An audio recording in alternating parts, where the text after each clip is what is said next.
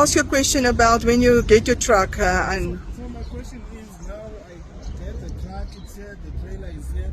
How soon can the truck start running? you like and immediately once you've got your truck and your trailer, it's roadworthy, when you've got the registration papers and things like that. Very important, you need to have a truck pack obviously to go through the induction. As soon as you've got that, and I need to make it very clear now, the contracts will be given once you've been qualified, or when you have a truck you will get the contracts immediately from the direct holders, the contract holders. Okay, you immediately, and you can start like immediately today.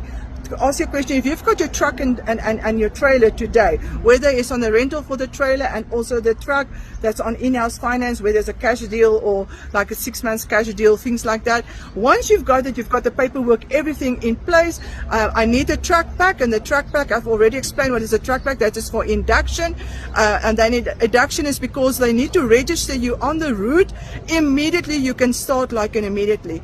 And Nico said it on the audio, the contract holder, you can start if you've got a truck now and you've got the paperwork, you can start even today with the contract to work on it.